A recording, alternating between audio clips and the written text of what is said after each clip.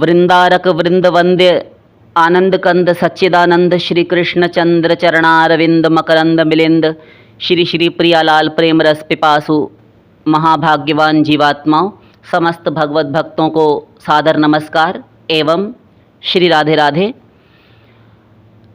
आज के प्रश्न आगे बढ़ाते हैं। नीलम राजपूत जी हैं, वे प्रश्न करती हैं कि घर के अंदर उल्लू का आना सुबह या शाम को अशुभ होता है, दिन में सुबह के टाइम पे। तो देखिए नीलम जी, यदि आप उल्लू को केवल उल्लू मानकर, एक अशुभ प्राणी मानकर यदि आपका दृष्टिकोण, आपका नज़रिया इसी प्रकार का बन चुका है कि उल्लू यदि आया, और जैसा कि हमारा मानव समाज सदा से सुनता आया है, संक्षेप में बोलेंगे, सदा से सुनने को मिलता रहा है कि काली बिल्ली रास्ता काट गई तभी कोई अपशकुन होगा, किसी ने छींक दिया चलते समय अपशकुन होगा, चलते समय जूता चप्पल टूट गया अपशकुन होगा, कांच का ग्लास टूट गया अपशकुन होगा, दूध फैल गया बिखर गया तो अपशकुन होगा। किसी की शक्ल देख ली, किसी का चेहरा देख लिया तो अपशकुन होगा। अरे क्या क्या अपशकुन, कितना, मतलब कुछ समझ ही नहीं आता। इतना अनसेंसरली कोई कुछ भी, किसी को कुछ भी कैसे कह सकते हैं हम। ठीक है, एक पक्षी का आना एक पक्षी मात्र है। उल्लू की रचना किसी अलग से तरीके से की गई। जब सृष्टि रचना हुई, सारे 84 लाख प्रकार के शरीरों की रचना हुई, तो उल्लू की भी रचना हुई। बाकी सब ठीक हैं, 2-4 इने गिने पक्षी खराब हैं। चमगादड़ हो गया, ये जो बैट है, या फिर आपका एक कौवा है, और उसमें भी एक स्याह काला कौवा भी होता है, वो तो और ख़राब। उल्लू है, ये खराब। ये ना अपनी भ्रमित बुद्धि के प्रलाप हैं। आपको नहीं कह रहे, आप तो जो सुनती आई हैं तो उसके ही आधार पर आप पूछ रही हैं, कोई बात नहीं। तो आप यदि उल्लू को एक अशुभ पक्षी मात्र मानकर यदि विचार कर रही हैं तो फिर अनिष्ट हो सकता है, होगा। किंतु यदि सब जीवों में भगवत बुद्धि रखकर आप उसे केवल एक पक्षी मात्र मानती हैं कि जैसे बाकी पक्षी वैसे ही है पक्षी, और भीतर तो जब वह जीवित है तो निस्संदेह उसके भीतर प्रभु तो हैं, अंतरात्मा में सभी जीवों के भीतर हैं। तब क्या उस उल्लू में प्रभु नहीं है? आप बार बार एक ही बात क्यों सोचते हैं कि बिल्ली है तो खराब है, कि उल्लू है तो खराब है? अरे आप पॉजिटिव क्यों नहीं लेते उसको? महालक्ष्मी का वाहन कौन है? उल्लू को वाहना है ना लक्ष्मी जी। जब अपने प्राइवेट, अपने सेपरेट वाहन उनका ये जो है, हाँ, जैसे घर में पति की बाइक होती है और उनकी श्रीमती जी की भी एक छोटी सी स्कूटी होती है, हाँ, तो ऐसे ही लक्ष्मी जी डायरेक्ट गरुड़ पर नहीं चढ़ती। वो तो जब ठाकुर जी के साथ में जाना होता है तब दोनों सैर सपाटे के लिए निकलते हैं, चलाया और फटाफट बैठ गए गरुड़ जी पर।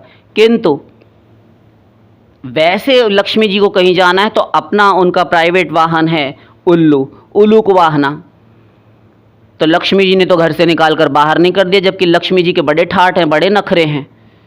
ऐसा नहीं होना चाहिए घर, वैसा नहीं होना चाहिए घर, चम्मच भी गिर जाए, शोर हो जाए तो उनको चिढ़ होती है। शोर नहीं होना चाहिए घर में, लड़ाई झगड़ा, कहा सुनी, एक दूसरे से मन मुटाव, ये होगा, मैं उस घर में नहीं जाऊंगी। साफ सफाई नहीं है, आसन इधर उधर, भिन्न भांडम मथासनम, इधर उधर बर्तन भांडे आसन बिखरे पड़े हैं, बिस्तर सहेज कर तय लगा कर नहीं रखे, कपड़े इधर उधर बिखर रहे हैं, माला की तरह लटक रहे हैं खूंटियों पर, इत्यादि इत्यादि। हजार दोष लक्ष्मी जी देखती हैं, तब किसी के घर में घुसती हैं, तब टिककर थोड़े दिन रह पाती हैं। इतने नखरे। तो क्यों जी? अब लक्ष्मी जी से आप एक प्रश्न कीजिए। हे भगवती लक्ष्मी, हाँ बोलो, आपसे एक प्रश्न करें, बुरा मत मानिएगा, पूछो।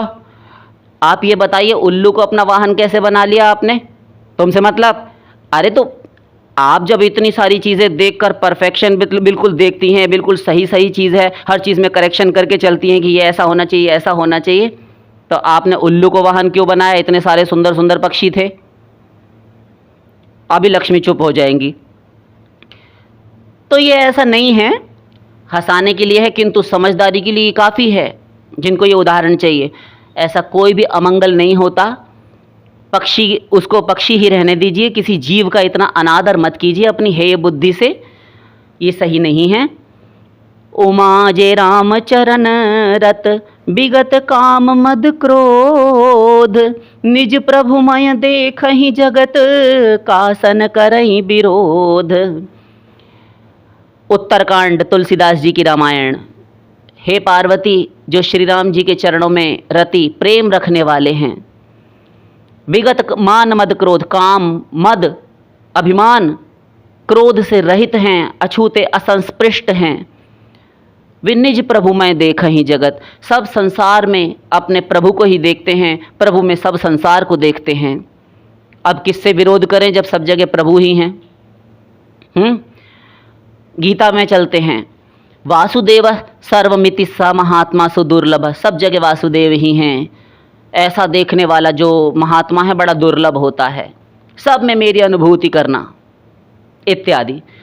तो सब जगह भगवान हैं, कोई अशुभ अमंगल अनैट नहीं होती। ये भय भ्रम निकालिए, पक्षी मात्र रहने दीजिए। और यदि कहीं से ऐसा झरोखा इत्यादि है जहाँ से वे पक्षीराज आकर विराजमान हो जाते हैं आपके घर में, तो आप कुछ उसको पाट दीजिए, बंद कर दीजिए। किंतु सीढ़ियों इत्यादि के माध्यम से कहीं विशेष एक ब्रॉड स्थान है, कोई जगह बड़ी है, वहाँ से होकर आ ही जाता है तो बना रहने दीजिए। तो अपना नाम भजन जप कीजिए, प्रभु से लौ लगाइए। उल्लू उल्लू मत देखिए, नहीं दिमाग में उल्लू ही धरे रहेंगी आप, है ना। तो ऐसा नहीं होता, कोई अमंगल नहीं होता। भगवान के भक्तों को कोई अशुभ अमंगल नहीं छू सकता। अगला प्रश्न लेते हैं। ये हो जे एमडी पता नहीं क्या है, इनका क्या नाम है। ये तो लोग अपना नाम हम कितनी बार पिछले गत दिनों में कह चुके हैं। कृपया हमसे तो दुराव छिपाव मत रखिए, अपना कोई संबोधन वाचक नाम तो रखिए कम से कम। जब प्रश्न करते हैं इतने भर के लिए, इस हमारे लिए कम से कम एक नाम रखिए अपना। आप अपना उत्तर ले लीजिए। देखिए, आप पूछते हैं कि कल मेरे हाथ से गोपाल जी गिर गए थे, तो क्यों गिर गए थे, क्या कर रहे थे आप उनके साथ? मल्ल युद्ध कर रहे थे, कुश्ती कर रहे थे, क्या कर रहे थे? रेसलिंग कर रहे थे जो गिर गए। दूसरी बात, अगर वो गिर ही गए, चलिए ठीक है, तो शायद उनके हाथ और सिर में हल्का सा क्रैक आया है, क्या ये खंडित माने जाएंगे? अभी तो आपको ये भी नहीं पता कि क्रैक है भी कि नहीं, क्योंकि आपने शायद लगा दिया उसमें। शायद का अर्थ होता है कदाचित। तो क्या ये खंडित माने जाएंगे? क्या करना चाहिए अब? एक तो पूछने का तरीका ही आपका आग लगाऊ है। आप फ़ोन नंबर दे दीजिए या आईडी भेज दीजिए अपनी। I will send you picture of Gopal ji. अच्छा, आईडी भेज दीजिए, फ़ोन नंबर दे दीजिए, भेज दो। आप सब कोई भी नाम डाल देना इनको और आईडी और एड्रेस भेज दो, ये आ जाएंगे यहाँ पर। और या फिर अपनी पिक्चर भेज देंगे गोपाल जी की। अरे खंडित माने जाएंगे से छोड़िए, आप एक बात बताइए, आपकी आयु कितनी है हमें नहीं पता। यदि है और आपकी कोई संतान इत्यादि है, तब आप अपने ऊपर रखकर सोच लीजिए। और यदि नहीं है तो सांसारिक उदाहरण से समझ लीजिए। देखिए, एक माता है, एक पिता हैं, हाँ, तो उनका यदि कोई बालिका है अथवा बालक है, कोई शिशु है, उसके बच्चे के कोई चोट लग गई हाथ पाँव में, कोई माइनर इंजरी है, कोई भी शारीरिक ऐसी कुछ भी हो गया, छोटा कट लग गया या हड्डी ही टूट गई, फ्रैक्चर हो गया, हो ही जाता है बच्चों को, किसी को भी हो सकता है। अभी मान लीजिए लग गई, तो तभी वो उपचार कराने डॉक्टर के पास जाएंगे, हॉस्पिटल ले जाएंगे, उसका समुचित ट्रीटमेंट करवाएंगे, उसका जो भी कुछ करवाएंगे। अब ये तो नहीं है कि उसको निकाल के बाहर कर देंगे कि अभी तो खंडित हो गया, तेरे भी हाथ पैर टूट गए, अंग भंग हो गया, तू बाहर निकल, हम कोई दूसरा बेटा ले आएंगे अथवा नया जन्म दे देंगे। ऐसा तो नहीं होता। तो जब अपने सांसारिक लौकिक शिशु के साथ ऐसा व्यवहार आप नहीं कर सकते, कोई भी माता पिता नहीं करेंगे, तब फिर ठाकुर जी के ही विषय में ऐसे शंकाएं क्यों जन्म ले लेती हैं, ऐसे प्रश्न क्यों आते हैं? ठाकुर जी पर ही प्रश्न चिन्ह क्यों लग जाता है कि वे खंडित हो गए, उनको निकाल बाहर करो, पीपल पथवारी में छोड़ दो अथवा गंगा जी यमुना जी में प्रवाहित कर दो, मिट्टी में दबा दो? ये क्यों दुर्दशा है इतनी? हम आपसे प्रश्न कर रहे हैं, आपके प्रश्न का उत्तर बाद में देंगे। ये क्यों हुआ? ये मति भ्रम किस लिए? ये विपरीत बुद्धि आपको दी किसने? यदि थोड़ा सा क्रैक हुआ है, उपासना कीजिए, फालतू की प्रपंच मत कीजिए यहाँ पर कि वो खंडित हो गया या कुछ हो गया। कोई बात नहीं, अगर बिल्कुल टूटकर हाथ अलग नहीं हुआ तभी कोई बात नहीं, आप उनको उपासना करते रहिए और अगली बार ध्यान रखिएगा। और यदि टूट ही गए हैं तब फिर कोई बात नहीं, उनको आदरपूर्वक उनका पंचोपचार से गंध अर्थात चंदन, पुष्प, धूप, दीप, नैवेद्य, इन 5 चीज़ों से उनका पूजन करके, संक्षिप्त पूजन, आदरपूर्वक उनको शीश पर रखकर, फूलों की टोकरी में रखकर ठाकुर जी को श्री श्री यमुना महारानी अथवा किसी कुंड, जल आदि में, सरोवर में, नदी में विसर्जन कराइए। भूमि गड्ढा खोद कर मत दबाइएगा, किसी वृक्ष की जड़ में छोड़कर मत आइएगा। ये आपसे हाथ जोड़कर हमारी विनती है। ठीक, दूसरे ठाकुर जी लाएं तब उनकी प्राण प्रतिष्ठा आदि करके और उनकी उपासना कीजिए। और अगली बार ध्यान रखिएगा, लापरवाही मत कीजिएगा उनके साथ में कि फिर से छूट कर गिर जाएं, आप प्रति प्रश्न करें कि अब दूसरे भी टूट गए। तो कोई बात नहीं, उपासना करते रहिए। और क्या करना चाहिए अब बता दिया। और आईडी वाईडी जो भी आपको कुछ चाहिए तो क्या आइडिया, आपको एड्रेस भिजवा देते हैं, आप आ जाइए, जिन जिन को चाहिए वो सब आ जाइए। लेकिन व्यर्थ की सांसारिक बातें मत कीजिएगा हमारे पास आकर। अगला प्रश्न लेते हैं।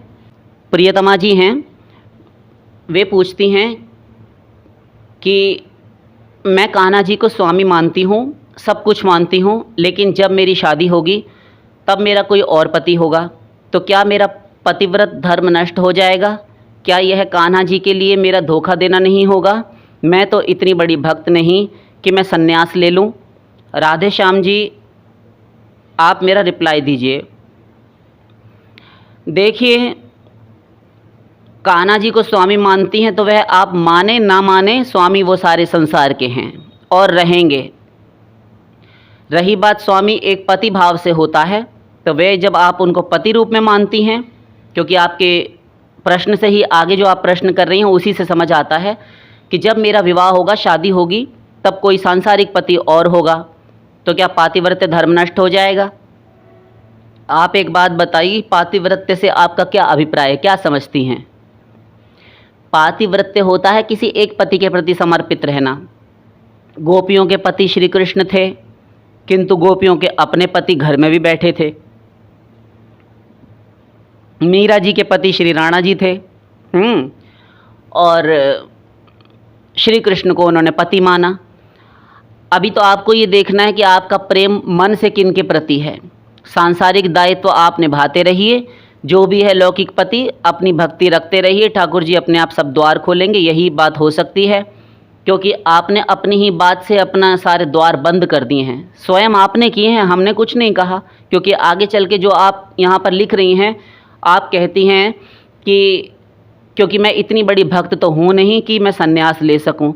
तो आपको एक बात और सुन लीजिए कि इसमें आपको ये किसने कह दिया, कौन से जोगी जोगड़े ने, किसी तथाकथित बाबा ने कह दिया, ये संत महात्मा का बाना धारण किए हुए लोगों ने, जो कि आजकल धूमकेतु भरे हुए हमारे समाज में, कि स्त्री को अथवा किसी पुरुष को भी श्री कृष्ण से प्रेम करने के लिए, श्री श्री प्रियालाल की भक्ति प्रेम रस उपासना की प्राप्ति के लिए, ब्रज रस की प्राप्ति के लिए संन्यास लेना नितांत आवश्यक है? किसने कहा है? आप उसका नाम बताइए हमें। और यदि नहीं, ये आप ही के मन की भूमि पर ये कल्पना जन्मी है, तब फिर उसका निराकरण ये है कि देखिए, संन्यास लेने से भगवत प्राप्ति हो ही जाएगी, कोई आवश्यक नहीं। और यूँ गृहस्थ में रहकर भी भक्ति हो सकती है, भगवत प्राप्ति होती है, हुई है, होगी। हमारे भक्तमाल ग्रंथ उठाकर पढ़िए, पुराण संहिताएं उठाकर पढ़िए, कितना वैदिक साहित्य भरा है जिसमें 99% भक्त तो गृहस्थ ही थे। ये प्रेम सन्यासी, ये मोक्ष सन्यासिनी गोपियाँ, ये देखिए, ये सब की सब गृहस्थी हैं। या दोहने अवहनने मथनोपलेप प्रेंखेंखनार्भरुदितो क्षणमार्जनादौ गायन्ति चैन मनोरक्तो धियो श्रुकंठ्यो धन्या ब्रजस्त्रिय उरुक्रम चित्तयानाः। ये मथुरा की पढ़ी लिखी लड़कियां सराहना कर रही हैं भागवत जी में। किनकी? ब्रजांगना गोपियों की। धन्य हैं वो ब्रज की बालाएं, वे गोपियां जो श्री कृष्ण को स्मरण करते हुए घर के सारे कार्य जो आप गृहिणी करती हैं। उस समय तो घर में पानी की व्यवस्था भी नहीं होती थी, यमुना महारानी पर जल भरने के लिए जाना पड़ता था कालिंदी तट पर, और कई बार जाना पड़ता था। अब अकेली स्त्री कितना उठावे, घर में एक कमर पर रखा, एक आध 2 मटकी सिर पर रखेगी। ठीक है, वो माखन वाले घर की थी तो अच्छा खाती पीती थी, तो संभव है कि 2-3 मटकी इकट्ठी ले आती हों, किंतु फिर भी 2-3 मटकी में क्या काम होता है? आप बताइए, दुनिया भर के वस्त्र भी धोने हैं, लंबे लंबे बड़े बड़े घर होते थे, कई कई खरिक होते थे, गौशाला होती थी, बहुत काम है और बिना पानी के कोई काम नहीं। इतना काम करती हैं, गौ दूहती हैं और चारा भूसा सानी ये सब काम कर रही हैं, घर में रसोई भी कर रही हैं, गोबर इत्यादि भी थाप रही हैं, उपले कंडे बना रही हैं, सास ससुर की सेवा भी करनी है, बच्चों को लोरी सुनानी है, उनको स्तनपान कराना है। और आज की तरह से पहले ऐसी चक्की नहीं होती थी जो आपकी बिजली से चलती हैं कि आपने पैसे दिए 5-10 रुपये और किलो भर पिसाई आपने करवा ली, हल्दी और मिर्ची धनिया इत्यादि की, घर ही में पीसती थी। आटा घर में ताज़ा, गोधूम का चूर्ण ये सब तैयार कर रही हैं, बीन रही हैं, फटक रही हैं, धान इत्यादि निकाल रही हैं। कितना उखल का काम होता था। तो दुनिया भर का काम करती थीं। इस एक श्लोक में इतना सब कुछ है। किंतु गायंती चैन मनुरक्त धियो श्रुकंठयो, वे निरंतर श्री नंदलाल में तन्मय होकर भगवान उरुक्रम में अपना चित्त लगाकर दिन रात अश्रु बहा रही हैं। उनकी आंखों से काजल बहकर वक्षस्थल पर आ चला और उन्होंने अपने वक्षस्थल पर, दोनों स्तनमंडलों पर, कुछ कलशों पर जो केसर और चंदन का लेप लगाया होता था, आंसू जब वहाँ से होकर बहने लगे तो वह भी धुल चला। उनकी कंचुकी, उनके ब्लाउज इत्यादि भी भीग गए। इतना रोती हुई तन्मयतापूर्वक श्री कृष्ण के प्रेम रस में निमज्जित हैं और घर के सारे काम कर रही हैं। बताइए, तो ये कहाँ सन्यास लेकर गई थीं? घर ही में रह रही हैं ये। और गोपियाँ प्रेम की ध्वजा हैं, शंकराचार्य जी कहते हैं। नारद भक्ति सूत्र में देवर्षि नारद जी भी सही देने आ गए। शंकराचार्य जी, हम भी आ रहे हैं आपके साथ, आपको कंपनी मिलेगी। तो कहते हैं आ जाइए। तो शंकराचार्य जी के साथ में देवर्षि नारद ने लिखा अपने ग्रंथ में, हाँ कहिए देवर्षि नारद, शंकराचार्य जी अकेले नहीं हैं, हम भी साथ में बोल रहे हैं। कहिए, यथाव्रज गोपिका नाम, कैसा प्रेम होना चाहिए भगवान के प्रति? जैसा गोपियों का था। तो पातिव्रत्य धर्म कहाँ नष्ट हुआ? रही बात पातिव्रत्य को ही लेकर आपके दिमाग में बीमारी घुसी हुई है, तब आप एक बात सोचिए कि अनादिकाल से अब तक के इस अनंत काल में अनंत बार स्त्री पुरुष ये जीवात्मा क्या क्या नहीं बना, और जिस जिस योनि में जिस जिस शरीर में गया, ना जाने कितने लोगों ने इस शरीर को भोगा है काम वासना से। स्त्री बनी तो भोगा अपने सजातीय योनि वाले ने, और पुरुष बने तो भी किसी स्त्री ने इस शरीर को भोगा। ये भोग सामग्री है, समान रूप से भोग किया स्त्री पुरुष ने एक दूसरे का। इसी को संभोग कहा जाता है, जो समान रूप से भोग किया गया। तो सांसारिक लोगों ने इसका, तमाम कूड़ा कबाड़ा लोगों ने इसका भोग किया शरीर का, स्त्री पुरुष शरीर का। और अब पातिव्रत्य नष्ट हो रहा है। किस बात से? तो जैसे पहले हुआ वैसे ही, कोई बात नहीं, बने रहिए, किसी से शादी ब्याह कीजिए, फालतू की बातों में मत पड़िए, ये मति भ्रम मत पालिए बिना मतलब के। भगवान को आपके शरीर से कोई लेना देना नहीं है, वे आपका हृदय देखते हैं, मन देखते हैं। तो हृदय में प्रभु की प्रीत बढ़ाइए, उनके प्रति पीड़ा बढ़ाइए, व्याकुलता बढ़ाइए, श्री कृष्ण आ मिलेंगे। आप जो प्रश्न करती हैं कि मेरा दूसरा पति होगा, क्या श्री कृष्ण को धोखा देना? तो धोखा देना तो तब होता है जब कोई सर्वज्ञ ना हो, कुछ जानता ही ना हो, उसको दमड़ी भर की अक्ल ना हो, और हम तब उसको धोखा दे दें। जब वो यह आत्मनि तिष्ठति, कई बार हम सैकड़ों बार बोल चुके हैं, दिमाग में किसी के बैठे ना तो हम क्या करें बताइए आप। ईश्वर सर्वभूतानां हृद्देशे अर्जुन तिष्ठति, गीता 18वां अध्याय। ईश्वर समस्त प्राणियों के भीतर हृदय देश में बैठा है अर्जुन। एको देवः सर्वभूतेषु गूढ़ः सर्वव्यापी सर्वभूतांतरात्मा। सबके भीतर है वह ईश्वर। वह जानता है कि किसकी मंशा, किसके संकल्प, किसके इरादे कैसे थे, क्या मंसूबे थे। तो प्रभु तो हृदय में रहकर सारे संकल्प जानते हैं, विकल्प जानते हैं, सबको नोट करते रहते हैं, भीतर ही बैठकर लिख रहे हैं। फिर आपका पातिव्रत्य धर्म कैसे नष्ट हो जाएगा? प्लस आप कैसे धोखा दे देंगी श्री कृष्ण को, जब वे निरंतर अपने दिव्य दृष्टि से आपको देख रहे हैं, साक्षात आप उनकी दृष्टि में हैं कि मेरी भक्त है, मुझसे कितना प्रियतम भाव से पति रूप में प्रेम करती है, कांत भाव से मेरे ही विषय में सोचती है, मेरे ही साथ विहार करती है, मेरे ही साथ खाती पीती है, मेरे ही साथ प्रत्येक क्रियाकलाप करती है। सांसारिक पति से उनको कोई लेना देना नहीं, कूड़ा कबाड़ा से। तो आप विवाह कीजिए, फालतू की टेंशन मत पालिए, कोई धोखा वोखा नहीं होता। अगला प्रश्न लेते हैं। श्री पद्म संगम ये पूछते हैं कि मैं प्रियालाल से बहुत प्रेम करती हूँ, निरंतर मैं उनकी स्मरण करती रहती हूँ, उनका स्मरण करती हूँ यानी, और मुझे तो गुरु जी भी नहीं मिले हैं, मैं कभी महामंत्र जपती हूँ, कभी राधा कृष्ण जपती हूँ। क्या मैं महामंत्र और राधा कृष्ण जाप दोनों कर सकती हूँ? मुझे राधा कृष्ण से प्रेम है और गोलोक वृंदावन की चाहत है। प्लीज़ मुझे समाधान दीजिए। आपका पहला प्रश्न है कि प्रियालाल से प्रेम करती हूँ, तो ठीक है, वो तो अच्छी बात है, होना ही चाहिए। सारी साधनाओं का पर्यवसान ही इसी में है, किंतु ये अभी प्रेम नहीं है। आपको बुरा लगे तो हमारी निंदा कर लीजिएगा, किंतु ये प्रेम नहीं है अभी। किस लिए? इसलिए क्योंकि प्रेम नवम सोपान पर जाकर भगवत प्राप्ति होती है। 8 सोपान पार किए नहीं, प्रेम कैसे आपको प्राप्त हो गया? किंतु जो आप कर रही हैं वो साधना भक्ति के अंतर्गत कहा जाएगा, तो ये अच्छी बात है। प्रेम अभी नहीं होता। प्रेम तो भगवान से मिलता है, अपनी कमाई से नहीं होता, और आप अभी अपनी कमाई से चल रही हैं।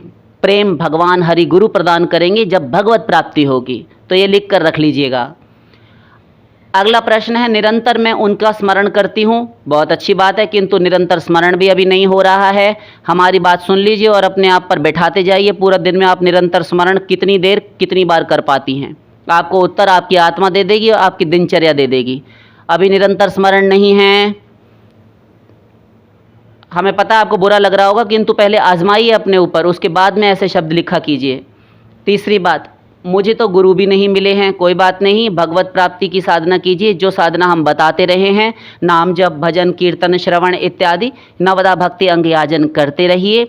जब आदौ श्रद्धा ततः साधु संगो अथ भजन क्रिया ततो अनर्थ निवृत्ति, ये इस प्रकार होते हुए जब आप भाव भक्ति पर पहुँचेंगी, गुरु अपने आप भगवान बनकर आ जाएंगे। या उस समय तत्कालीन, जिस समय जब कभी 5, 6, 10, 20 साल में अथवा इस पूरे जीवन में जिस किसी भी चरण में आप भाव भक्ति पर पहुंचेंगी, जिस समय आपके अंदर रति और प्रेम का उदय होगा, तो तत्कालीन उस समय आपके भाव के अनुगत जो सजातीय स्निग्ध वैष्णव गुरु होगा, यदि होंगे उस समय पर, जब आप भाव भक्ति पर साधना करते करते पहुंच जाएंगी, तब भगवान देखेंगे कि कोई संत है इस समय, तो उससे मिलवा देंगे, ऐसा सुयोग बैठा देंगे।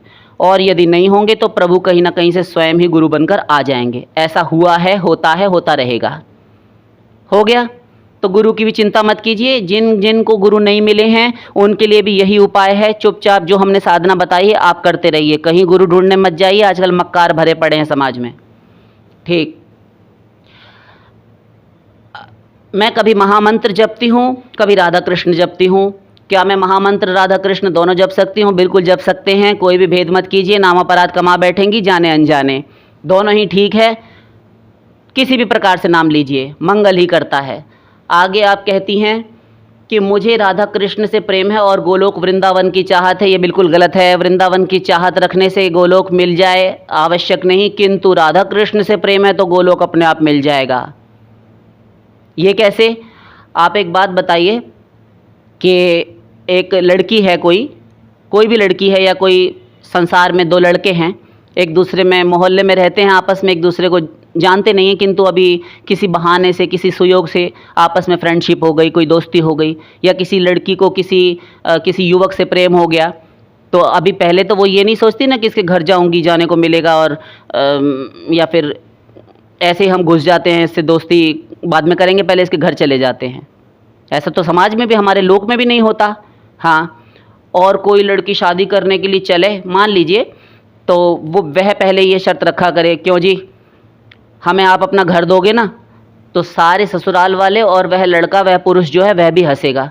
देखो ये इस मूर्ख स्त्री को ये पूछ रही है कि तुम मुझे अपने घर ले जाओगे।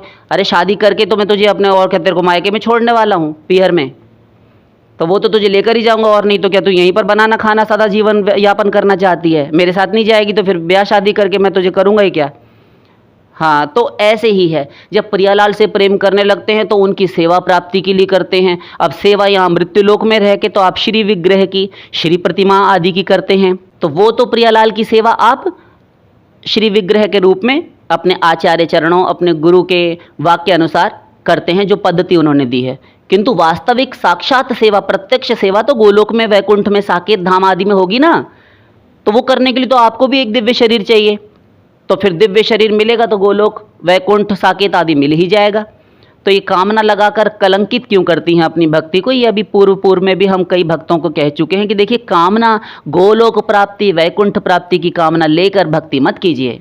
निष्काम भक्ति कीजिए, जिसको निर्गुणा भक्ति कहते हैं। निष्काम भक्ति, अहेतुकी भक्ति, निर्भरा भक्ति, अनपायिनी भक्ति, स्वसुख वांछा, गंधलेश शून्य भक्ति, कई नाम हैं उसके, ये सब पर्यायवाची हैं।